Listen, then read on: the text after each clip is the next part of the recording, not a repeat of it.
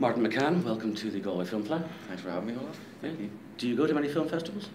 I've been to the Galway Film Festival, I think, for the last 4 or 5 years, maybe bar one of the years. You had a short last year, Boogaloo and Graham. Boogaloo and Graham, directed by Michael Lennox, one of Northern Ireland's other great directors, along with Stephen Fingleton, who directed The Survivalist, obviously. But yeah, Michael's a personal friend of mine, and I did it with the wonderful Charlie McCann, who's another one of the great female actresses from Ireland, and 2 chickens and 2 kids. Yeah. And completely upstaged by 2 chickens.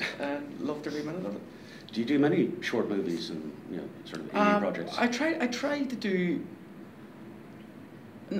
You try not to do as many short films as you do features, because features pay you and short films don't, and usually you do short films as favours for friends or as a passion project or as an emotional commitment. But you don't want your CV littered with shorts, but you do want to keep doing them, and keep the oil, the wheels oiled, and either help friends or work with the likes of Michael Lennox in a short that is completely warranted and you learn from, and is Oscar nominated and BAFTA winning.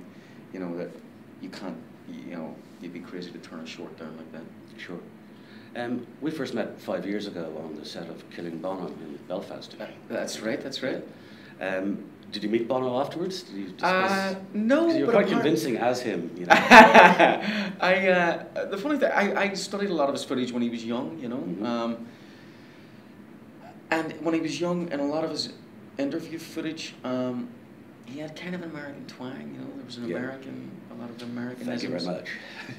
and when I sort of copied, Bono when he was around 18, 19, 20, 21, they all watched the film in Australia. I think they were touring Australia at the time, and obviously they had known that the film was going on and had a little bit of vested interest in it and stuff, and gave the music and stuff for it. But they all watched it together, and apparently Bono said, "I didn't speak like that," and apparently the rest of them says, "You did."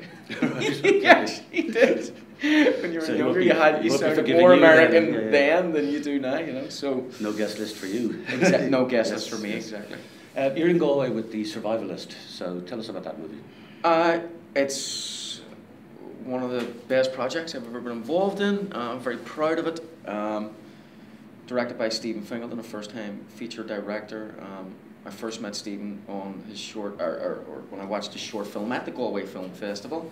No, actually, I first met him when he came to a screening of Jump, which I did a few years ago. Charlene was also in that. Directed by Kieran J. Walsh. So I met Stephen briefly at that, and then I met him here at the Galway Film Festival, and he mentioned a short film called Magpie, which was a precursor to the feature film The Survivalist. It was basically a short film made for the BFI to prove that it was a film worth making, and to get the feel and texture of the experience. And so he cast me in that after meeting him here in Galway, actually, and at the FLA, and then he sent me this script called The Survivalist, and I read it, and I was like, "You're kidding me!"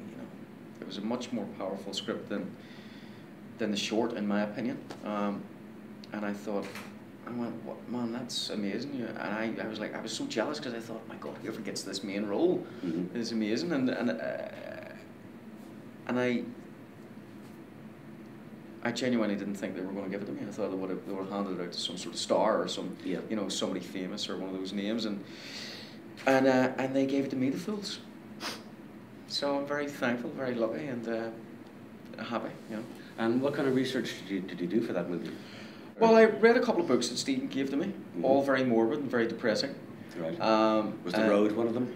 No, The Road wasn't one of them. But I've watched the film The Road, which is a brilliant film. But that was I'd already watched that, funnily enough.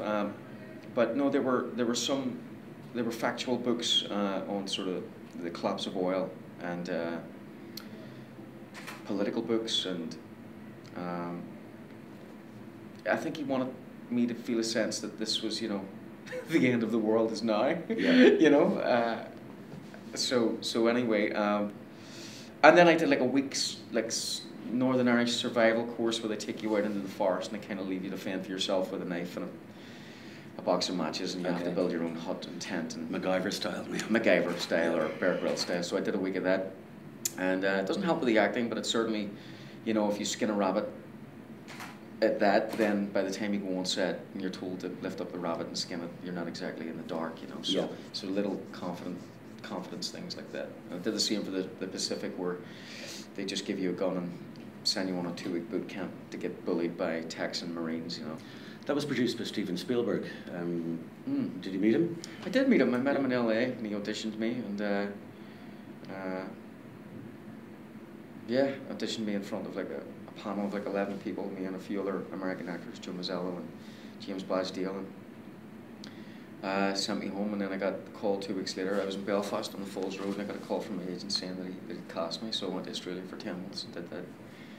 So it was a good gig. Excellent. And one of my first ones, actually. And just staying with Belfast, okay, you were born and raised in Belfast, but you have no formal training as an actor, do you? No, but I've been doing it from when I was 10 years of age. That was your mother? My mother got me into it. She sent me out into a black taxi. Black taxi sent me down the Falls Road and said, get into drama, because if you don't do something, you'll get into trouble. Yeah. So I did that, and went to the Rainbow Factory and did all the usual sort of, you know, played the Artful Dodger, Bugsy Malone, and all those sort of amateur dramatics, and stuck with it every year. But you were in A Clockwork Orange, weren't you?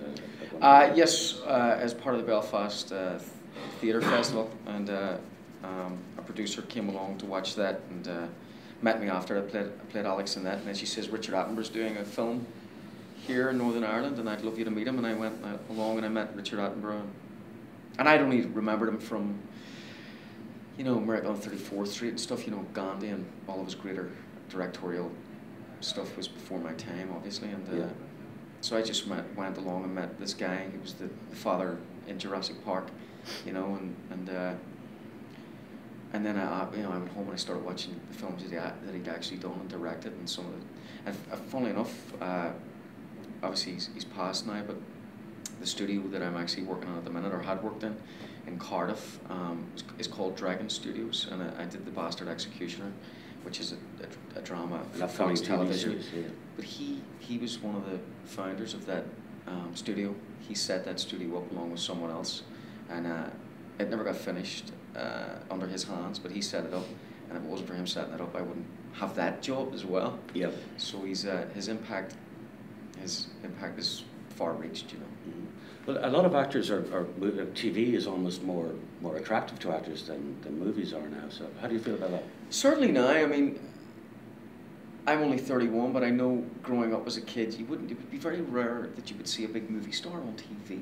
You know, and when it did happen, you thought, oh, his career's going down the pipes, you know. Yeah. But now it's the done thing, because TV is equally as good as films now. There's no real distinction in quality. I mean, certainly the quality in films generally has to be better, because there's a lot more time and a lot more writing on it. Well, not even a lot more writing on it, but you know, you have one shot of the film and you have to go through all the festivals, and there's a lot of competition out there, whereas usually TV, you've got these big networks and you're guaranteed a slot, you're guaranteed a time frame on TV. Yeah. But now all that's gone, the business has completely changed, you know. The quality has to be up there. And just finally, any advice for aspiring young actors or actresses out there? Keep doing it, and if you love it and you enjoy it, make the connections, make friends along the way, get yourself an agent. If you haven't got an agent, get into some sort of local theatre, amateur theatre. Focus on the work, focus on material, enjoy it. Ask some of your friends who may be a little bit further down the line or down the game, you know, how did they get maybe a role in this, or how did they do this, and find their stories and kind of carve a little path for yourself. And if you love it, you'll keep going, and if you love it, you'll be good at it, and if you're good at it, you'll make a career out of it, hopefully. Martin, thanks a million for talking to us. No worries, thank you.